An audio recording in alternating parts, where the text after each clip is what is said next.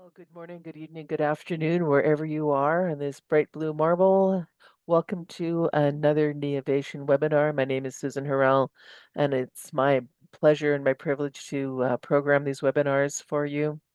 And really excited that you're here as people are coming into the session. Please feel free to introduce yourself in the chat if you already, unless you already have, or you can just add something if you already have.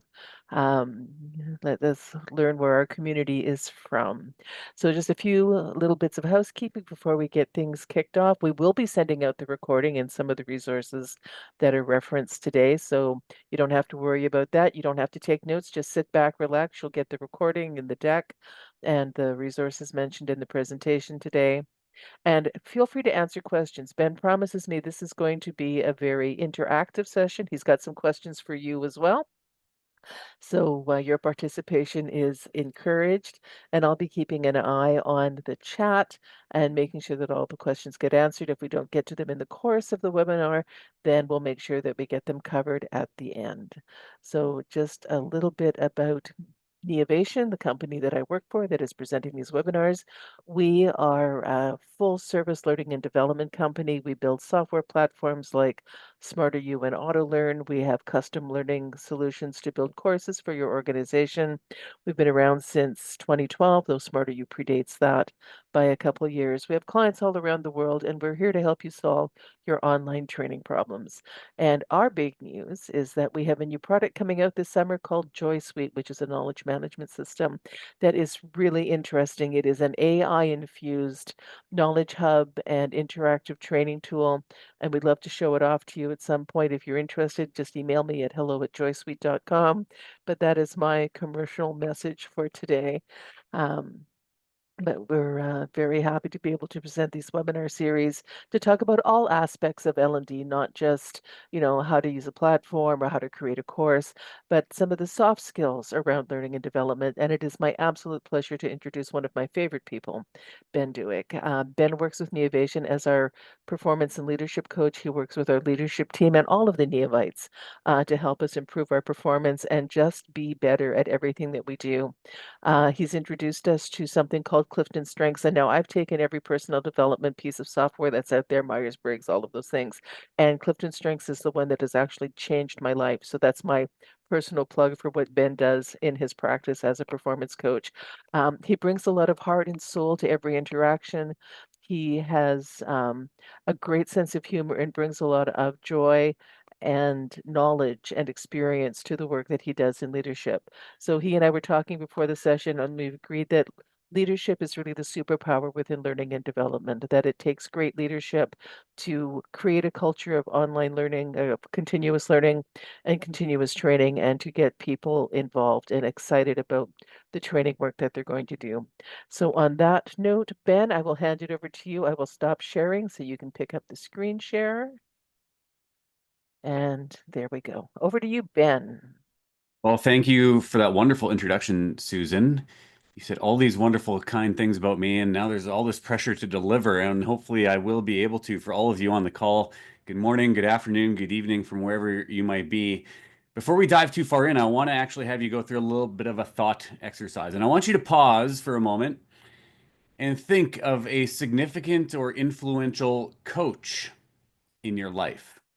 Now, perhaps when you think of that, that might be a coach related to athletics, or perhaps it's a different context. Maybe it is in a workplace context, someone who you call the coach. So I want you to picture that person in your mind for a moment. And as Susan mentioned, I will try to encourage a little bit of interaction in the chat as we go through. And I want you to think of a word or a phrase or what comes to mind as to what you appreciated the most from your experience with that coach. What did you appreciate the most? What characteristics, what attributes, how did they make you feel? What was the benefits that you received as a result of having a coach? And if you're brave enough, I want you to pop that in the chat as I continue on in our conversation here. Because when we think of coaching, and I see some of these popping into the chat here, this is wonderful, making me feel seen and heard, feeling heard and understood, creating a safe place to be open and honest, makes me feel valued. right? The power of a coach, honesty. And when you think of how coaching can help transform an individual, there is no reason why we shouldn't be putting a focus on it when it comes to L&D. And I'm loving these comments in the chat here. This is wonderful. I'm going to let them keep adding in there as I continue on.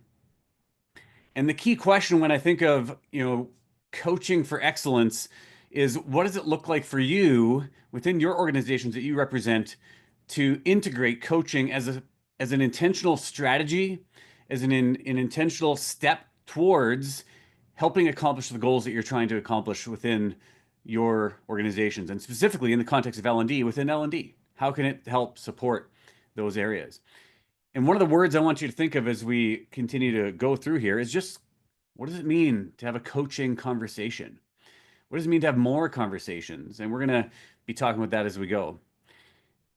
I'm going to pop the same slide up later, the stop sign slide. And this is an important reminder for me as a facilitator. I include this in almost 100% of my slide decks. It's probably pretty close to 100%, because it's a reminder that what we're doing here today isn't just about sitting through a webinar, but my stop sign here is an indication to me and to you that at the end of this all, I want you to stop and think about how you will apply something from today. How you will apply something from today. And maybe you will be able to integrate some of those attributes that we're seeing in the chat, some of the benefits within our teams by taking intentional action. Like you all know, if you don't take action on the things that you learn, you're not really going to change a whole lot. The behaviors that we want to see change aren't going to change. So when it comes to this idea of coaching and why there's value in coaching, I want to talk a little bit about Google, but specifically at Google, maybe you've heard about Project Oxygen. And this was a research initiative that Google did way back in 2008. And what they were researching is they were trying to identify what makes a great manager. And the project started when the Google's people analytics team wanted to determine if managers were necessary at all. Do you need managers, especially in a highly autonomous and engineering driven culture? And this was back in 2008. How much more relevant is that question here today? But their findings reinforce the critical role of managers in performance engagement and team success. But how does this relate to coaching, and how does this relate to L&D? Well, I think what I want to point to is what Google identified. They identified the top 10 behaviors of effective managers. And interestingly, the number one trait of the best managers that they were able to determine was be a good coach. That was it. Number one, be a good coach. This meant that the highest performing managers didn't just give orders or micromanage, they engaged in coaching conversations. They asked questions, they listened actively, and they helped their teams problem solve. And as a result of Project Oxygen's findings and the ways that they tried to transfer what they found, Google saw significant improvements in things like employee satisfaction, turnover rates decreased, teams with highly rated managers performed better, were more engaged, people were able to advance through the organization more effectively. The things that they were trying to see happen within their teams happened more. And isn't that kind of what we look at when it comes to L&D as we're trying to help them, as we're trying to train, as we're trying to help develop, as we're trying to help build that organizational capacity? We want it to stick, right? We want it to stick. And coaching is a very effective tool to help bring that about. This quote from Sir John Whitmore, who's considered a pretty prominent figure in regards to coaching within organizations, he defines coaching as this: unlocking people's potential to maximize their own performance. And there's only so much that we can do when we're trying to increase performance if people are not maximizing their own performance, right? We can't force people to perform more effectively, but can we coach them to get there? And I do believe that we can.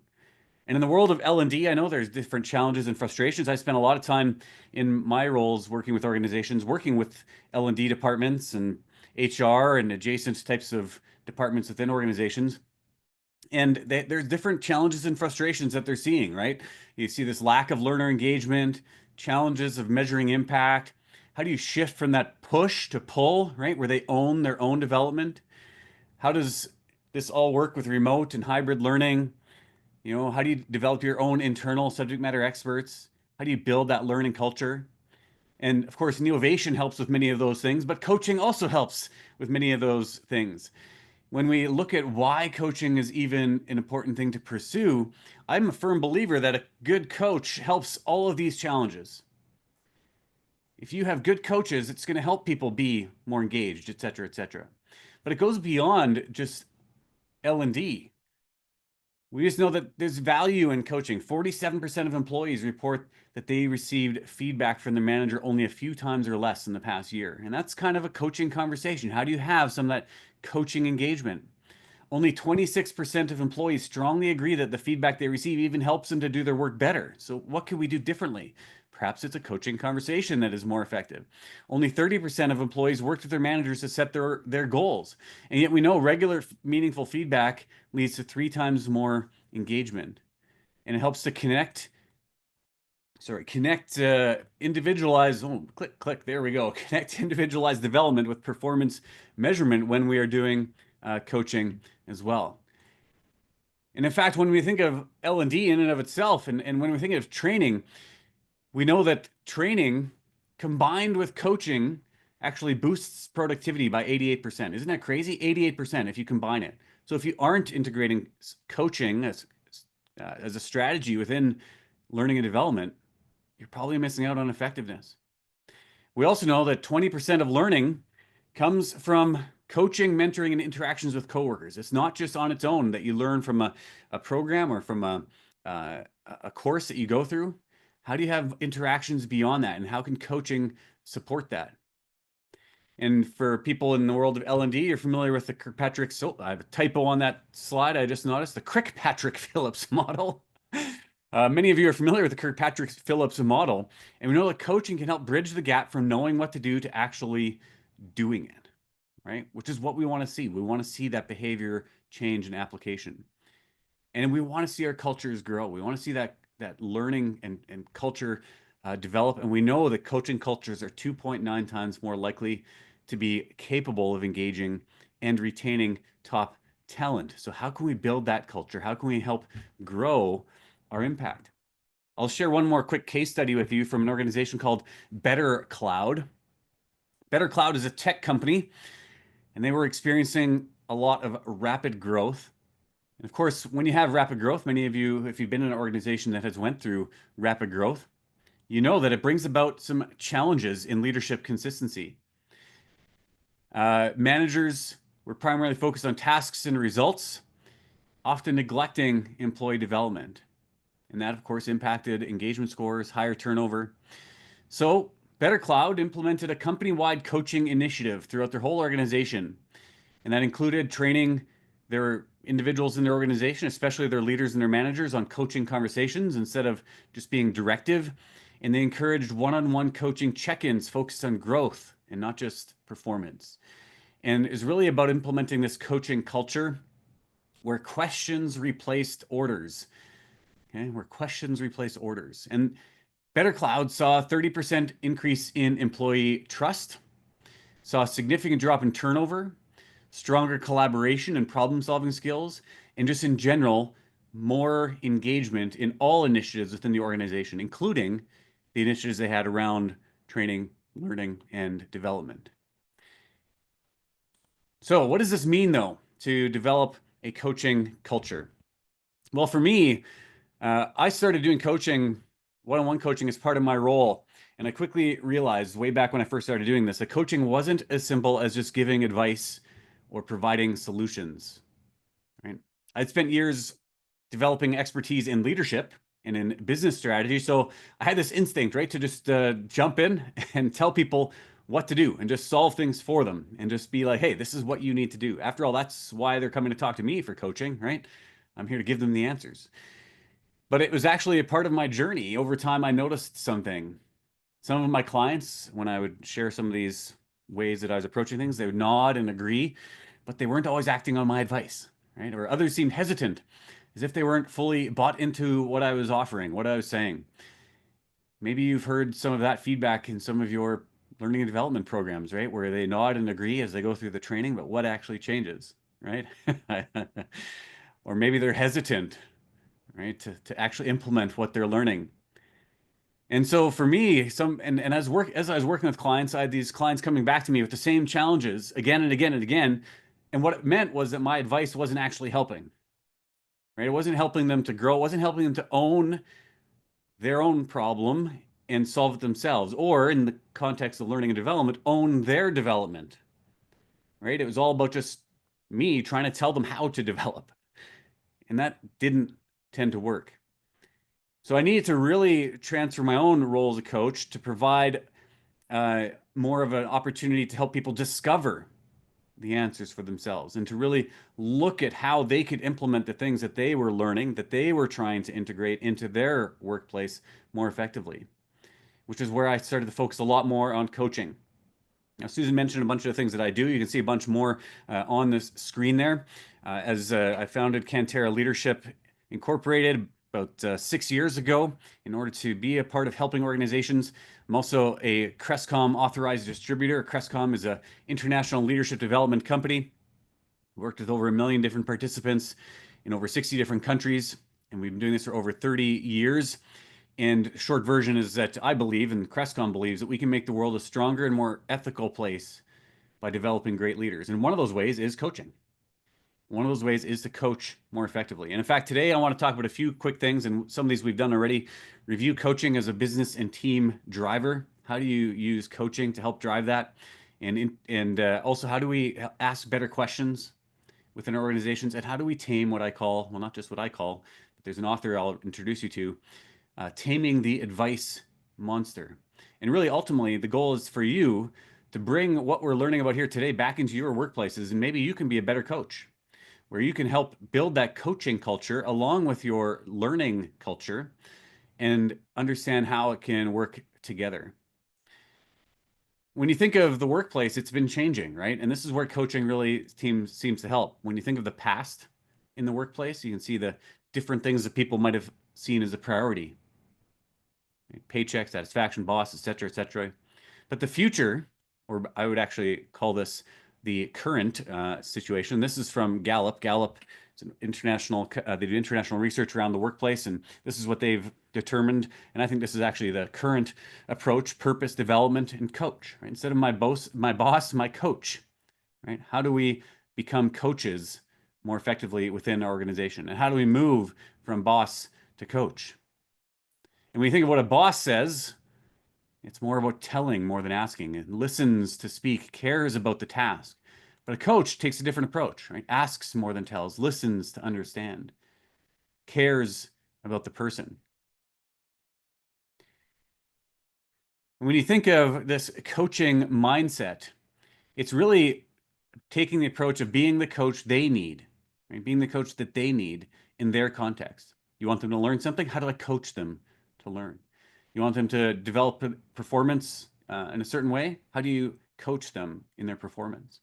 You want them to advance in the organization? How do you coach them to advance in the organization? And it's a little bit different. It's not just about managing or mentoring. In fact, I want to dive into that a little bit because it's an important distinguishing factor. When you think about coaching, it is different than managing and mentoring. And the biggest difference between managing, mentoring, and coaching is really the language that we use, the language that we use. And so how can we become better at coaching? And so here's some ways that you might be able to view it, right? So managing is about telling. How do we tell people what to do? Mentoring is about guiding. Coaching is inquiring. So for example, here are the goals and instructions for this task. Guiding, one thing you might want to consider, and coaching might be more like this. Now that you understand the goals for the task, how do you see yourself approaching it? Right? Asking a question. This is what I need you to do, versus things to watch out for are versus you have done this before. How did you do it? How did you do it? So we need to make sure we're embracing a coaching mindset in our organizations. You might want to also put it this way: coaching is more about skill focused, goal oriented, and structured. And mentoring might be more development focused, relationship oriented, and informal. They both play a role and they're both important. And our conversation here today is going to focus on coaching, but that doesn't mean that we shouldn't also find ways that we can build mentoring within our organizations as well. And as Susan mentioned in the chat, if you have questions, feel free to pop them in there or save them to the end. Either way is fine. Now, I want to talk a little bit about the different styles of coaching, and different styles of coaching that might be out there. This is from Harvard Business Review. They put this grid out, and I think it's really helpful when we understand the different role of really conversations or coaching that we have in the organization. And if you look in the bottom left quadrant, I actually like to start there, even though it's number 2. It's the laissez-faire coaching. It's really very little information put in, very little energy pulled out. It's just kind of, hey, whatever happens, happens. Right? And sometimes actually it's okay for that quadrant to be within your organizations for different contexts, for different situations. I think it happens probably more often than organizations should let it happen. And so generally, I would say we should avoid that quadrant as much as possible, at least be intentional about when we have that quadrant in our conversations and in the things that we're doing. But in the top left, you see directive coaching. So directive coaching is really about telling, right? It's about telling people. And that doesn't mean we shouldn't ever be telling people. Remember earlier I talked about that telling piece, that's more of that managing side of things a little bit, right? In fact, sometimes we need to tell people, right? If you work in an environment where you have safety, ladders in the warehouse, and someone's going up the ladder and they're not going up properly, right? You can't just say, "Hey, I'm going to coach that person through putting on a helmet or whatever they need to put on and going up a ladder." You can see my vast experience working on ladders. I don't even know what you would tell someone, but I'm using it as an example anyway. Sometimes you got to say, "Get off that ladder. You're not tied down properly, or whatever the case is. The ladder's not set up properly. Get off." And maybe you coach them afterwards, but in that moment, it's directive. And I'm directing you what to do. And I'm directing you that next time, here's what you need to do.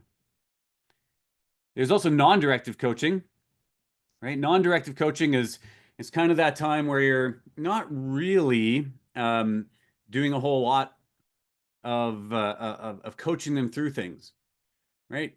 It's more about asking them some questions. It's more the question asking side of things. That's where a lot of us need to develop a lot of skills, asking more questions. Asking more questions. We're not telling, we're asking. Asking instead of telling. And it's getting them to work on their own questions, answers to those questions, helping them to develop their own path forward.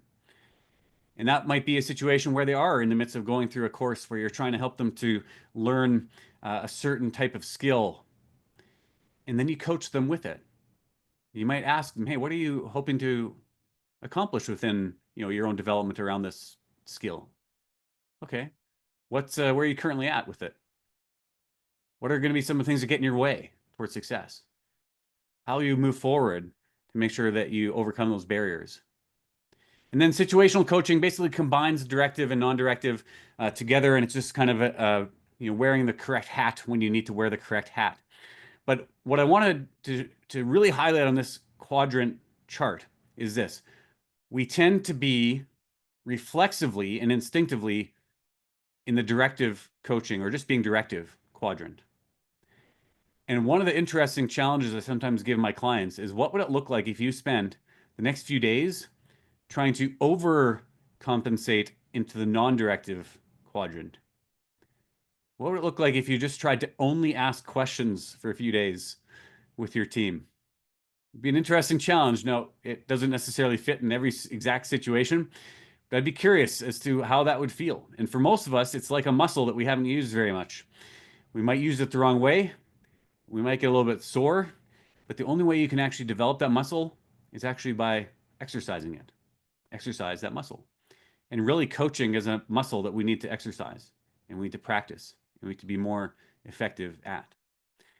So maybe that's a challenge you want to take away from here today and say, "Hey, I'm going to try for the next 24, 48 hours, 72 hours maybe. I'm going to just ask as many questions as I can when I'm interacting with my team, with the leaders in my organization, whatever the case is, to see if I can coach them."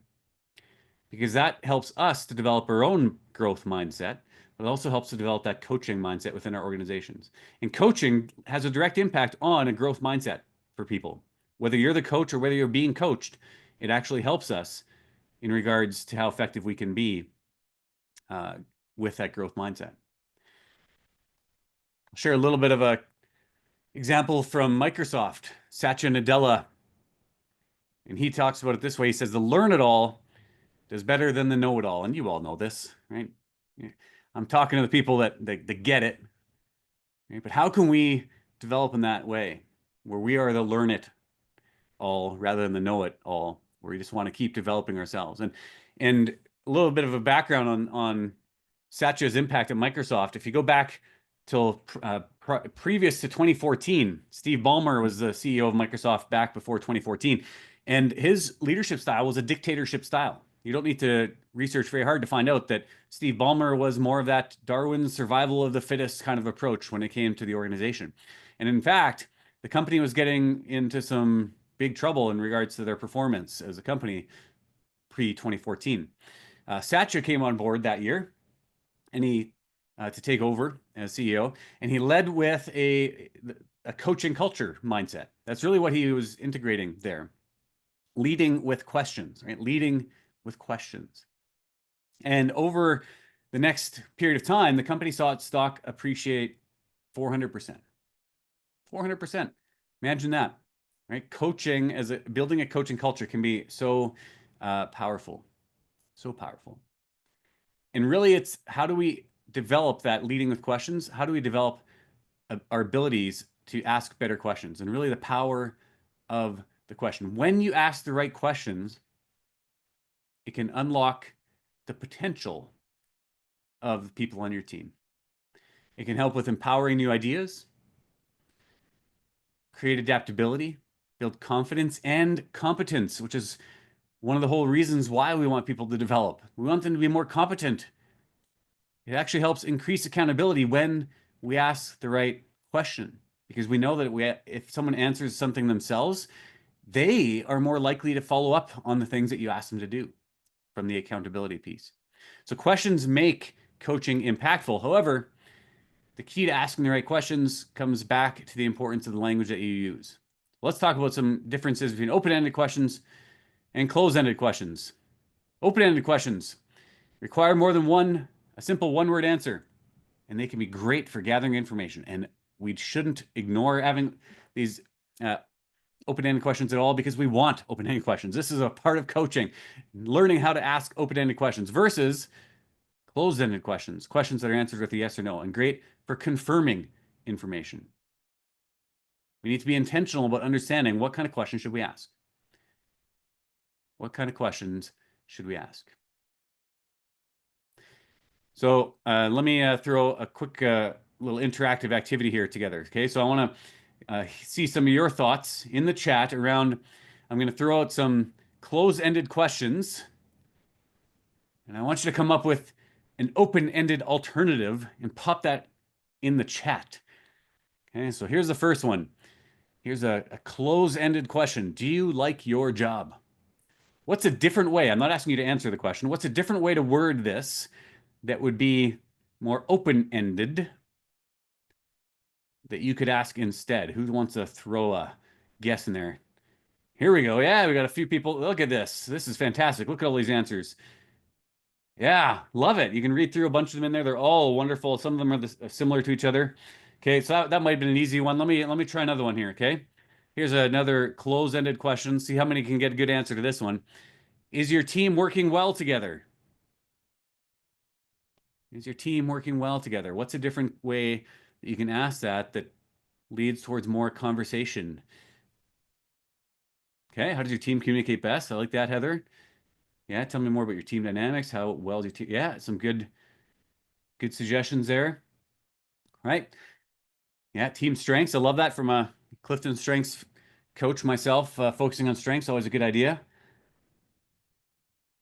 Yeah, right. Some great questions. Okay. This one might be the easiest one of them all, but I'll throw it up here anyway. Did you learn something from that project? This one's pretty simple. There you go. Janessa got it up there first. Yeah, takeaways. What did you learn? Yeah, great answers. Great answers from everyone. Yeah, excellent. Love it, right? So how do we switch the questions that we ask to more open-ended questions? And perhaps for you, you need to ask yourself that question: where do I ask close-ended questions where I can change it to an open-ended question? In fact, another way of saying it might be this. I love this way of asking the question: what does coaching look like in everyday interactions? What does coaching look like in everyday interactions? I don't need an answer in the chat for this, although if you want to pop one in, hey, feel free to. But what does coaching look like for you in everyday interactions with your teams, with the people, with your learners, with your team members, with your managers, with your leaders, with everyone up and down the organization? Yes, I love that curiosity and seeking to understand, right? How do we have more of that mindset as we approach things? And here's another question for you to consider. What is one open-ended question you will use in the next week? What is one open-ended question you might use in the next week? And I didn't give you a list of different open-ended questions to ask, but maybe it's an opportunity for you to consider for yourself, what is one open-ended question you want to use the next time you're sitting down with someone for a meeting? Okay, I want to jump to another list or another idea of different types of questions we can ask. We've talked about open-ended questions, closed-ended questions, but now I want to talk about something called empowering questions. Empowering questions are open-ended questions, but they're designed specifically to build confidence and competence within our teams, okay? And to help them to find solutions as we coach them. So here's a few examples of what some open-ended questions could look like. What will your success look like? Or what does success look like? What motivates you to do your best? What do you want to accomplish? What do you want to do? This next one, I put it in here because I'm a Clifton Strengths coach. Which of your strengths can help you in this situation? But even if you haven't taken Clifton Strengths, the assessment, that is a really helpful question to ask someone anyway. As you're trying to develop this skill, as you're trying to learn this skill, as you're trying to grow within your organization, what motivates you? Okay? Wouldn't that be a great question to ask? And that leads towards some really great conversations that tap into exactly that curiosity and seeking to understand way that we want to approach how we can support and coach our learners, our team members, the people within our organization. I also want to talk a little bit about break resistance questions, right? Resistance is a pretty normal thing to encounter when we are trying to help people learn and develop, right? Because learning, changing, developing, all that can be hard, right? It can be hard. We don't change super well. So if you find yourself in a coaching conversation where someone is resistant, how can we ask questions that help them to break through that resistance in a way that isn't just you saying, I'm frustrated at you, do better? When's the last time if someone said that to you that worked? Doesn't tend to work very well. So here's some examples. And as we do this, though, watch for tone of voice and body language, right? Usually when we're trying to break resistance, we need to be cautious. People are resisting partly because they might be a little bit defensive. Maybe they feel it's a little bit personal. Maybe they're frustrated with you. Maybe they're frustrated with themselves because of that resistance. So we need to be cautious with tone of voice and body language. And you can imagine as I pop up some of these suggestions as to how asking it with the wrong tone of voice or the wrong body language could come and not accomplish what you're trying to accomplish. What's holding you back? Okay? It's asking, hey, what's holding you back in this? This one's more of a coaching phrase, but let's create an action plan. What's an action plan we can create together on this? What are some other ways we might approach this? Sometimes you need to help them look to the past. How have you overcome similar challenges in the past or in other areas of your life? What kind of advice would you give yourself to solve this? What could you do differently? What would it mean if you were able to overcome this? Right, again, watch for tone of voice, watch for your body language. But some gentle ways of trying to push through that resistance. But there are some words and phrases we need to avoid in coaching, at least avoid as much as possible. Why? People don't like that one. But don't ever say this. No one else is struggling with this issue. Right? Just imagine. Try to be more like Susan. Try to be more like Susan, right? She's a rock star. Don't. I'm not sure how to help you. Uh, right? That might be interesting. You and your. Notice I put an asterisk there. And the reason why is that you and your can be sensitive words, right? And especially when you're trying to have a good coaching conversation and maybe even have that conversation lead to some feedback that they can take with them or that they can develop and discover themselves. Uh, you and your can sometimes be a lot more attacking than what you might want. Should, usually not a great word. Must, always, and never, right? So those are some words we might want to avoid. Maybe we can replace some of these with things like, unpack that for me. Help me understand. Right? Tell me more. Again, tone of voice makes a difference. Help me understand. Like that sounds a lot more, you know, attacking than, hey, help me understand what went on with that project. It might be a very helpful way of learning from it. Now, of course, this all relates to asking good questions, the power of the question. And one of the books that I really highly recommend if you want to dive deeper into coaching within the workplace, there's actually two books, both by the same author that I think are really fantastic. One is called The Coaching Habit, and one is called The Advice Trap. Michael Bungay Stanier is the author of those books. And this is the quote I love. I have a couple quotes here I'll share with you because I think they're just fantastic. And just he says it so much better than I can. The more advice you give, the less likely it is to be taken. The more advice you give, the less likely it is to be taken. And that's why the power of the question is so powerful because we want people to engage in the questions we're asking. And the hard part is, and he talks about this in the advice trap, we have this tendency to let our advice monster rule in our conversations. I love how he says it. We all have an advice monster inside our heads, eager to jump in and solve problems or to tell people what to do. And that advice monster is like you can feel it sometimes, right? Someone's sharing something with you, or you called a meeting with someone because you're trying to help them navigate something that they're working through, or something that you're trying to train them in, and you're just ready to jump in and tell them, "Hey, do ABC," and you're going to get it, rather than starting with questions, starting with curiosity. And so, how do we help keep that advice monster? And really, when we think of that advice monster, Stanier talks about this: the impact on you of giving too much advice. You solve other people's problems instead of your own. You limit other people's potential. You create people dependent on you, and potentially you're doing multiple people's jobs. Not only that, you're suffering from your advice not being as good as you think. Right? We tend to actually think that our advice is better than it actually is. And then we also deal with the bottleneck of people needing your advice. They're going to be, oh, I have to wait. Got to wait. Got to wait till I talk to Caroline, right? Got to wait till I talk to Jordan, right? The advice monster tends not to help people learn and grow and develop.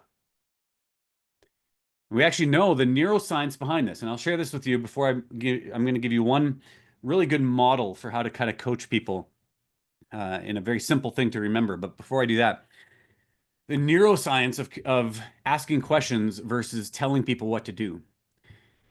They've actually measured this. They've wired people's brains up to brain measuring monitor tool things neuroimaging types of tools. I'm not a neuroscientist. I'm just reporting what the studies say. And when you tell people what to do, there is little to no neuroimaging occurring in the brain. It's just not, the brain isn't clicking. But when you ask questions, part of the brain that, or the brain starts firing up and starts building new neural pathways when you ask questions. And when we think of the goal of behavioral change within our learning and development initiatives, when we think of the growth and development we want to see, we want people developing new neural pathways. So how can we integrate more questions into how we do that? more coaching into how we do that. Of course, this can apply just beyond coaching conversations. You can just apply to your own initiatives in your organization, just integrating more questions to fire up more neuroimaging activity, right? I'm getting to that model here shortly, but I want to share with you for myself when I talked a little bit earlier about my story about learning how to ask more questions. And so here's for myself, one of the things that I had to learn to do is I learned to be better at asking questions. Instead of saying, here's what you should do, I started to asking some of those questions. What have you tried so far? What do you think is the best way forward? Questions like that. I also learned to embrace silence. Sometimes being a good coach is just embracing silence. I used to feel the need to fill every gap in conversations, and that's when my advice monster would take over. But I learned that giving space helped people process and come to their own conclusions.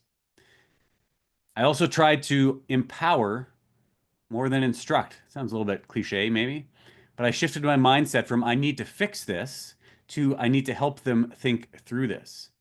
So instead of saying I need to grow them, I need to help them to grow. And so for me, when I saw this, when I started to be more intentional around this, I saw an impact in my own interactions. The clients I worked with became more engaged, right? They became more engaged in the conversations and in the coaching process. They took more ownership of their own growth and development. And they started to make real lasting change. Real lasting change. And that's really what we want to see happen within our organizations. We want people to not just learn something, we want them to change from what they've learned. And that's so important. I want to introduce you one model that I think is, I use this often, and I think it's probably the simplest, easiest model to integrate into your conversations. And it's called the GROW model. The GROW model, it's pretty easy to remember. And the GROW is an acronym that stands for the following.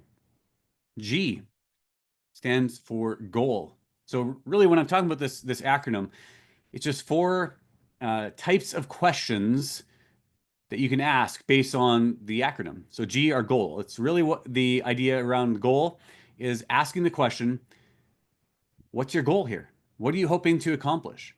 What do you want to see happen? Where are you trying to develop? What's the end result? What does success look like? Right? Questions like that. So if someone comes to me and say, "Hey, Ben, I really want to talk about, I'm really struggling with, you know, time management." Okay, so what do you think success looks like for you? So what's the goal you're trying to accomplish with your time management challenges? Okay, so that's the goal aspect. So it's simple. G, goal. The next one, the R, reality. So where are you currently at? What's going on right now? So time management. Tell me a bit about why time management is a challenge for you right now. Okay. By the way, as you work through the acronym, you can bounce back and forth between them a little bit as you find out more information, right? Because remember, open-ended questions helps you gather information. And as you gather information, it gives you that freedom to go back and say, okay, so yeah, you mentioned that this is a part of your time management challenge. Tell me more about what that looks like if that goes better. What's the goal there? Right? The reality, oh, I'm late for my meetings that I get to, and I just tend to not show up on time because I'm trying to juggle so many different things. Okay, tell me more about those meetings you talked about. Who's being impacted by those meetings, right? And what would you like to see that look like, right? You're kind of bouncing between goal and reality in some of those ways. Then the O.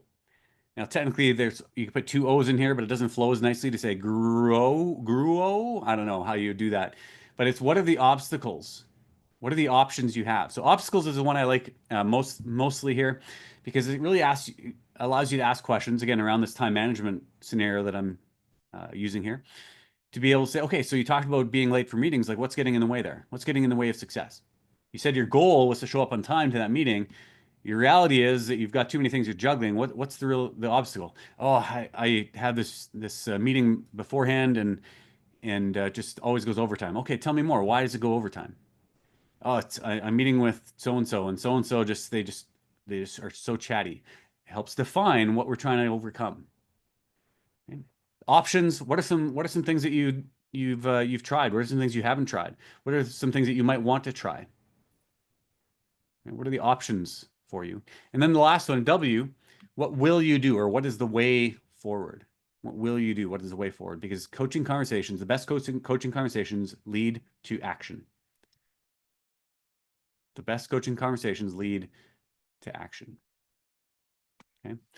So that's the grow model.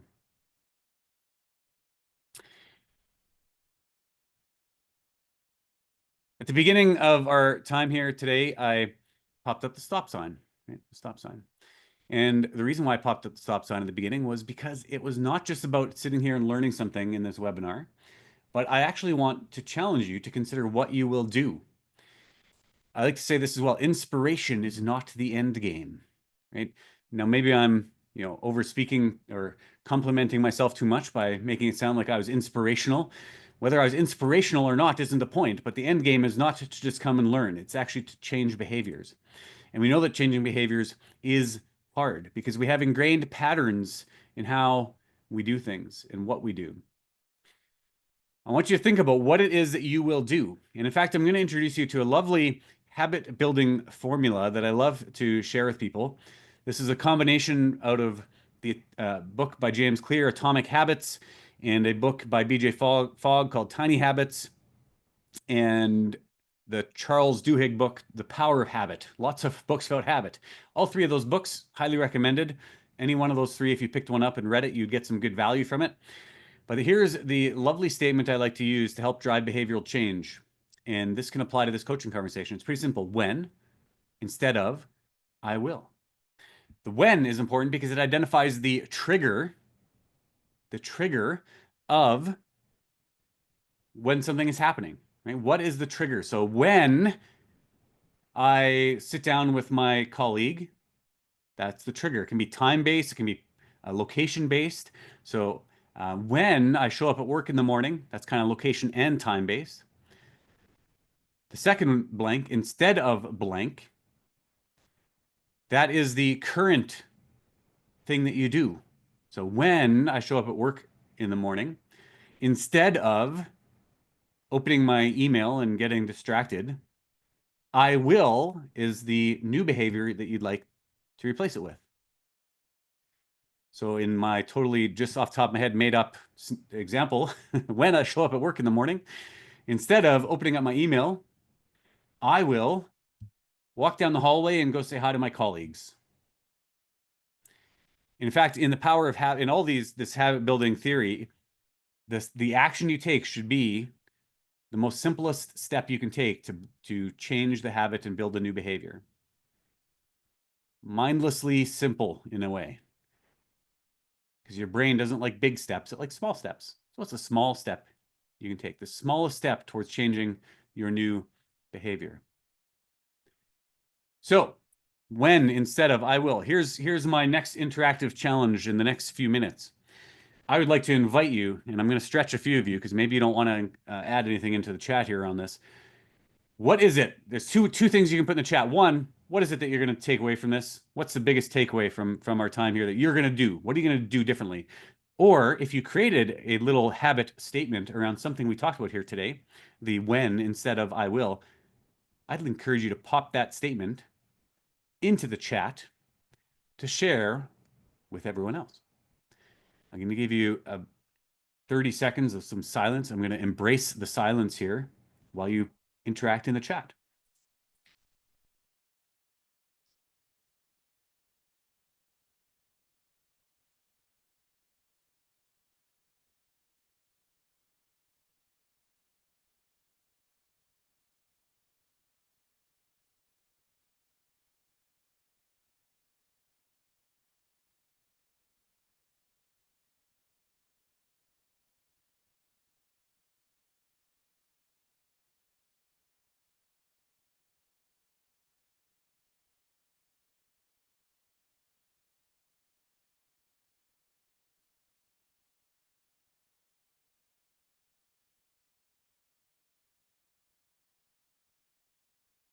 Great to see all this in the chat here. Thank you so much for sharing. Those of you who are sharing something in the chat. Make sure that if you did pop something in the chat, copy and paste that, write it out somewhere else so you don't lose it. Make a sticky note, pop it on your monitor somewhere so you can remember it. 90% of what you learn, you all know this, is forgotten within 7 days unless you do something about it. So try to do something about what we have talked about here today. I do have a closing quote I want to share with you, but before I do that, I want to also let you know that I have a free leadership skills workshop that if you are interested in having within your organization, or if you want to find out more, you can let me know. There are going to be 2 email addresses that I'm going to pop into the chat here. You can steal these if you'd like. Here's one. These are both going to get to me. One is really, you could pick, I should have just put one in, but you pick either one of those email addresses and that'll get you in touch with me. And there's also to find out more information around the free leadership skills workshop. I also have a Neovation address as well, which I guess I could pop in there as well, but I don't want to confuse too much. Pick either one of those emails. Oh. And I will be able to help you. Oh, there, Susan put it. I sent it to Susan, and Susan sent it to you. There we go. And I'll be able to help you understand what that 2.5 hour leadership skills workshop is for your organization. Oh, that's not this quote I was going to. This is the one I was going to go to because John Russell says it so well. He's a leadership coach and consultant. And he says, I never cease to be amazed at the power of the coaching process to draw out the skills or talent that was previously hidden within an individual, and which invariably finds a way to solve a problem previously thought unsolvable. I love that, right? To draw out the skills or talent that was previously hidden within an individual. And I think if I would ask all of you, and if I was having a conversation with you over a coffee, you'd probably all say that that would be exciting to see that happen, right? Where you're able to see someone's skill and talent develop, or previously find ways that to solve a problem previously thought unsolvable. If you were to be able to help facilitate that for someone, wouldn't that be worth it? I think that'd be worth it. As leaders, as in our organizations, every day we have opportunities to impact people. In fact, we do impact people one way or the other every day. And I'm a big believer that coaching conversations help you impact people positively. So go practice, practice, practice, develop that skill yourself, and you will see not just your organizations transform, but also those of you involved in learning and development, you will see your learning and development initiatives also grow and transform. I'll leave that floor open for a few questions before we officially close down. Or Susan, I'm not sure if you had any questions as you were listening in. Oh, absolutely. I had a thought and then possibly a question. So one thought was coaching is not parenting. Hmm. I find as I mature like a fine wine and my team gets progressively younger, that I have to watch that I don't slip into that parent or even grandparent mode. That not that it's unprofessional, but it's a different communication style. Yes. Yeah, and I think even though you didn't ask a specific question, I'll just add one thought around that as well. Is a big part of it comes to what our the root of our intent and our mindset is when we're asking the questions we ask. Because you can ask the same question 2 different ways, depending on whether you're approaching it as a coach or as a parent or a grandparent, right? Even though I know we're not parenting in our workplaces, but the mindset behind the question can make a big difference as to how it comes across. Yeah, definitely.